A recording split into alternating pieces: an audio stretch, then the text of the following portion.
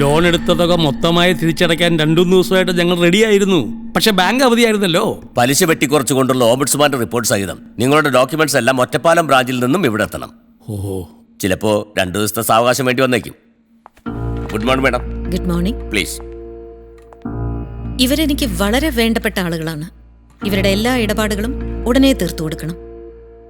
ബാങ്കിന് കിട്ടേണ്ട തുക ഇവരിന്ന് തന്നെ അടയ്ക്കട്ടെ. ഇളവുകൾ ഇവരുടെ അക്കൗണ്ടിലേക്ക് പിന്നീട് ട്രാൻസ്ഫർ ചെയ്താൽ മതി. Yes madam. പണം എത്ര വലുതായാലും ചെറുതായാലും കയ്യിൽ സൂക്ഷിക്കുന്നത് അപകടമാണ്. ക്യാഷ് കൊണ്ടുവന്നിട്ടുണ്ടോ? ഇല്ല, അവനെ വിളിച്ചു പറഞ്ഞാൽ മതി. 1 മണിക്കൂറിനവൻ പണം ഇവിടെ എത്തിക്കും. റിങ്ങുണ്ട്. ഏട്ടാ, അച്ഛനാ ഫോണില്. ഹലോ. എടാ മോനെ, പണം ഇന്ന് തന്നെ അടയ്ക്കാവുന്ന. നീ പണം കൊണ്ട് വേഗം ബാങ്കിലോട്ട് വാ, വേഗം. മിസ്റ്റർ അശോക് ചക്രവർത്തി, my have A word with you please.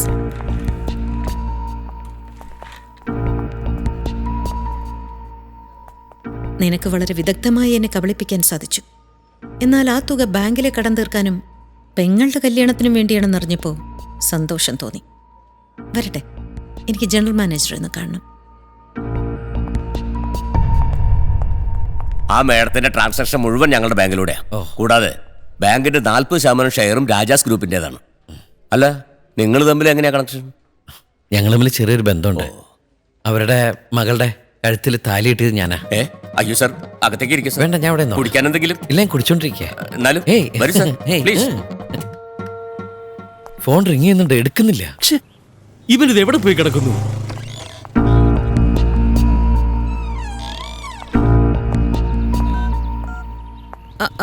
എന്താ, പണം അടച്ചില്ലേ? മോൻ പണമായിട്ട് പുറപ്പെട്ടിട്ടുണ്ട്, ഇതുവരെ ഇങ്ങോട്ട് എത്തിയില്ല. ഓ, സിറ്റിയില്ലേ, വല്ല ട്രാഫിക് ബ്ലോക്കിലും പെട്ട് കാണും.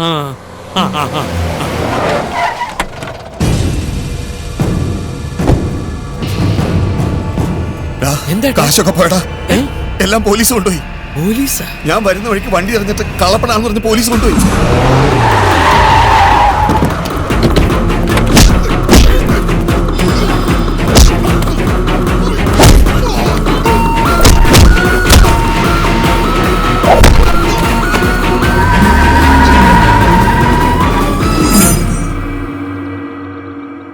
പ്രതിയെ കസ്റ്റഡിയിൽ എടുക്കാതെ ക്യാഷ് മാത്രം പോലീസ് കൊണ്ടുപോയിന്ന് പറഞ്ഞാ ഐ ഡോണ്ട് ബിലീവ് ഇറ്റ്. ഞാൻ സിറ്റി പോലീസ് കമ്മീഷണർ ഒന്ന് വിളിച്ചു നോക്കട്ടെ.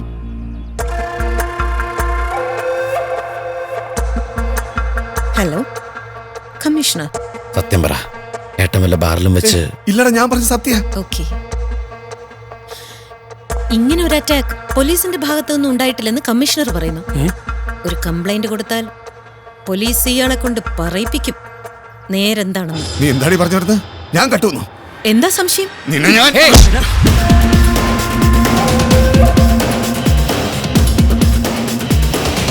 തെറ്റിയെന്നിട്ട് അവരുടെ മെക്കിട്ട് കാശ് കൊണ്ട് കളഞ്ഞിട്ട് ഷോ കാണിക്കട്ടെ.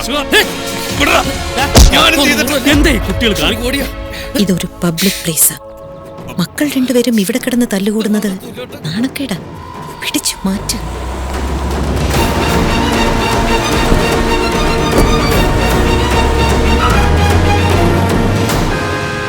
കൊള്ളാം പണിക്കരെ, കൊള്ളാം.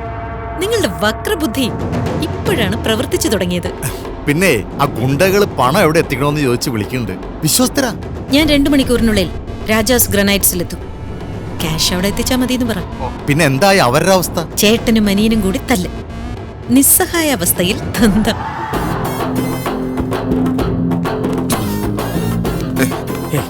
എന്തൊന്നാണ് കാണിച്ചത്? ഞാൻ ചുമ്മാ ഒരു ഷോ കാണിച്ചല്ലേ. അവരുടെ വാക്ക് കേട്ട് ഞാൻ ചേട്ടനെ തെറ്റിദ്ധരിക്കുമെന്ന് വിചാരിച്ചോ? എന്നാലും കുറച്ച് കൂടിപ്പോയി. ഹേയ്, ചുമ്മാ ഇരുന്ന്. എന്തായാലും എനിക്കൊരു കാര്യം ഉറപ്പാ, പോലീസ് അല്ല ഇതിന്റെ പിന്നില്. ഇതിന്റെ പിന്നിലെ രാക്ഷസിയുടെ കുബുദ്ധി തന്നെയാ. എന്നാ പിന്നെ ശരിക്കും പോലീസിന് കംപ്ലൈന്റ് കൊടുത്താലോ? നാശം, എന്റെ ഫോൺ വരാത്ത എന്റെ അടിച്ചോണ്ടോയി. ഫോൺ അവര് കൊണ്ടുപോയോ? ചേട്ടന്റെ ഫോൺ റിങ് ചെയ്യണ്ട്. നമ്മുടെ ഭാഗ്യത്തിനാ അവരാ ഫോൺ കൊണ്ടുപോയത്. നമുക്ക് അത് വെച്ച് അവരെ ട്രേസ് ചെയ്യാം.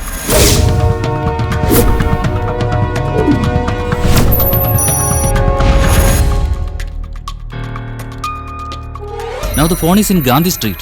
Gandhi Street. Gandhi Street. അല്ല, ഗാന്ധി സ്ട്രീറ്റിലല്ലേ രാജാസ് ഗ്രൂപ്പിന്റെ ഗ്രാനൈറ്റ്സ്?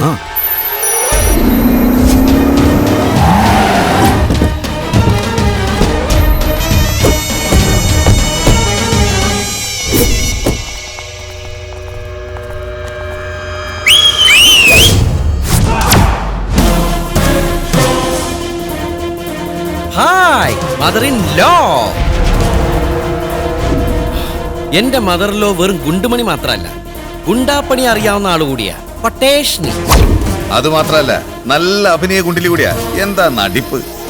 രണ്ടെണ്ണത്തിന് തൂക്കിയെടുത്ത് പുറത്തേക്കെറി. അയ്യോ വേണ്ട വേണ്ട, ഞങ്ങൾ അങ്ങോട്ട് വന്നോളാം. പൈസ നമ്മുടെ അല്ലേ.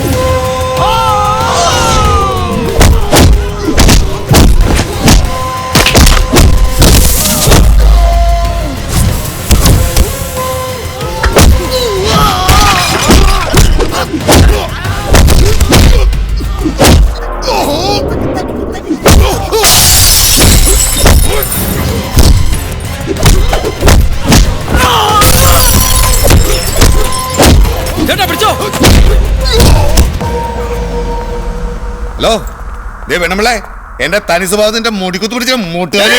അയ്യോ അങ്ങനെയൊന്നും ചെയ്യല്ലേ, എനിക്ക് എന്റെ അമ്മായിമില്ലാണ്ടായി പോവും. എന്തിനാ ഇതൊക്കെ കേക്കണത്? ഇവരുടെ മുമ്പിൽ പിടിച്ചു പറയും മോഷണമൊക്കെ ചെയ്ത നമ്മുടെ ഫാമിലിയുടെ പ്രസ്റ്റീജ് പോവില്ലേ, ഡിഗ്നിറ്റി.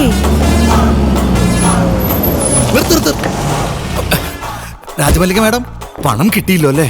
കിട്ടി. ഞാൻ ഈ കേസ് വേണ്ട വിധം കൈകാര്യം ചെയ്താ തന്റെ ഈ മാഡം ഉണ്ടല്ലോ, ഗോതമ്പുണ്ടെന്നും ഗോതമ്പുണ്ടാ. ഞാനുണ്ട്. ഇനിയും ഈ കളി തുടരാനാണ് ഭാവമെങ്കിൽ രാജമല്ലിയെ മാത്രമല്ല അവരുടെ അമ്മ രാജകോകിലയെയും അവരുടെ മകൻ രാജലക്ഷ്മിയെയും ദാ എന്റെ കൈകളിലിട്ട് ഇങ്ങനെ അമ്മാനമാണ്. ദാ, ഇങ്ങനെ ഇങ്ങനെ ഇങ്ങനെ ഇങ്ങനെ ഇങ്ങനെ എന്നിട്ട് ഇങ്ങനെ ചുരുട്ടിയെടുത്ത് അവരെ ഞാൻ എന്റെ പാട്ടിന് വിടും.